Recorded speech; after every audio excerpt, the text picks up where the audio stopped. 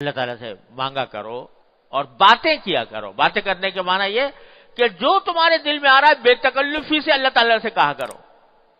بے تکلفی سے، یا اللہ میاں آپ میرا یہ کام کر دیجئے.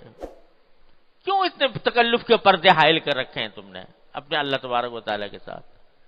ہر بات جو دل میں آ رہی ہے وہ کہہ دو.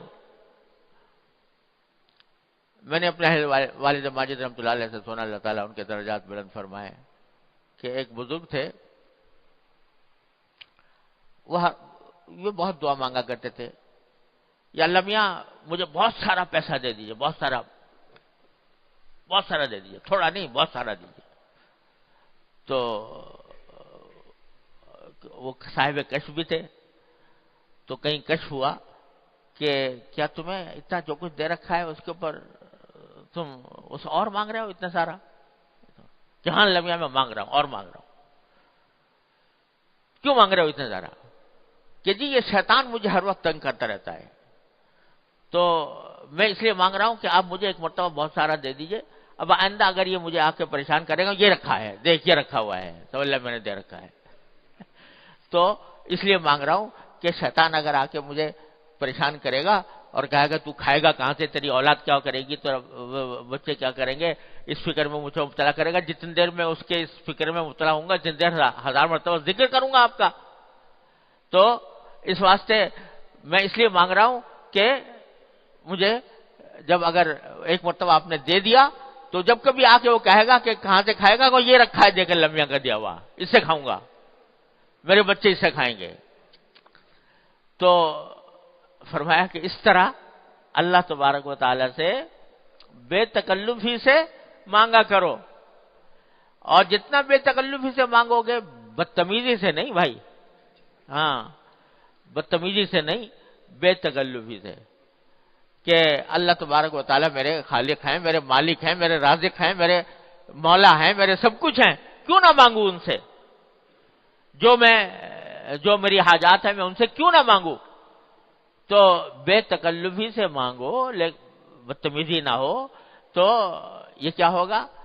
اللہ تعالیٰ کو بھی یہ ادائیں پسند آ جاتی ہیں، بے تکلفی کی ادائیں ہیں، اور اس کے نتیجے میں اللہ تبارک و تعالیٰ کے ساتھ تعلق اور مضبوط ہوتا ہے، اللہ تبارک و تعالیٰ کے ساتھ تعلق. کہ جب یہ کہتا ہے اللہ تعالیٰ دیکھتے ہیں میرا بندہ مجھ سے اس طرح مچل کے مانگ رہا ہے، ایسے مچل کر مانگ رہا ہے جیسے چھوٹا سا نادان بچہ اپنے باپ سے، ماں سے مچل کر مانگتا ہے، اس طرح مجھ سے مانگتا ہے. تو پھر اللہ تبارک و تعالیٰ تو ماں باپ سے کہیں زیادہ شفیق، کہیں زیادہ مہربان، لہذا وہ اس کی اس اداؤں کو بھی پسند فرماتے ہیں، اور اس اداؤں کے اوپر بھی مزید نوازش ہوتی ہے. لہذا اللہ تبارک و تعالیٰ سے رابطہ، اصل چیز یہ ہے، اللہ تبارک و تعالیٰ اپنے فضل و کرم سے یہ عطا فرما دے کہ اللہ تعالیٰ سے مانگو، اور بے تکلفی سے مانگو، مچل کر مانگو، اور اللہ تعالیٰ سے اس کے ذریعے اپنی جو تعلق ہے اس تعلق کو مضبوط کرو. ہمارے حضرت والا قدس اللہ تعالیٰ سے فرمایا کرتے تھے، پہلے بھی عرض کیا کہ سارے قرآن کا خلاصہ وہ فرماتے ہیں سورہ فاتحہ، اور سورہ فاتحہ کا خلاصہ ایاک نعبد و ایاک نستعین. اے اللہ ہم آپ ہی کی عبادت کرتے ہیں، آپ ہی سے مانگتے ہیں. پہلے ہی دن کہلوا لیا یہ قرآن کریم میں پہلے ہی سورت میں یہ بات کہلوا لی بندے سے، اور صرف نے کہلوا نہیں لی، کہا 5 مرتبہ کہا. 5 مرتبہ نہیں، کتنی مرتبہ ہو گئی؟ ہر رکعت میں ہوتی ہے، کوئی رکعت اس سے خالی نہیں.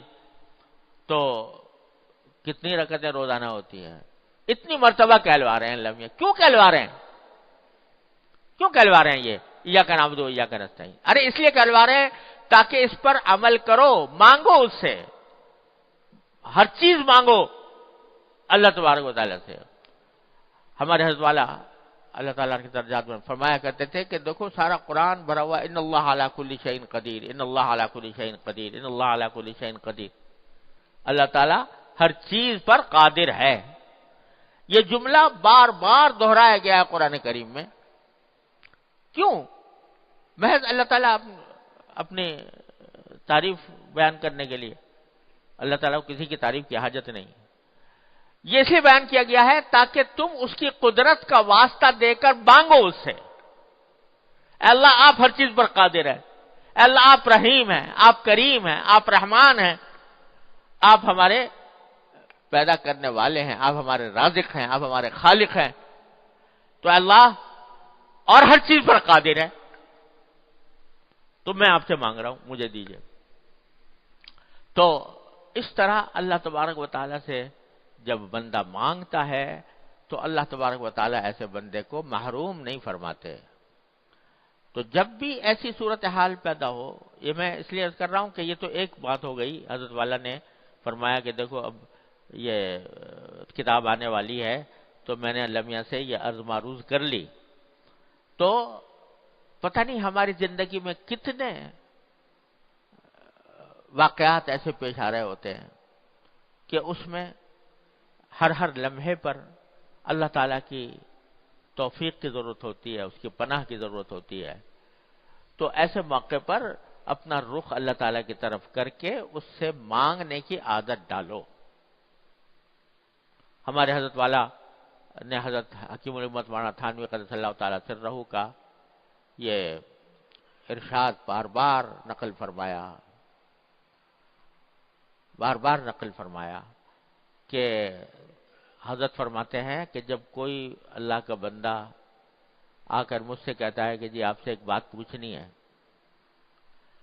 تو کبھی تخلف نہیں ہوتا، الحمدللہ کبھی تخلف نہیں ہوتا، کہ ہمیشہ تھوڑی دیر کے لیے دل میں اللہ تعالیٰ سے رجوع کر کے کہتے ہیں یا اللہ پتہ نہیں یہ کیا بات پوچھ لے گا،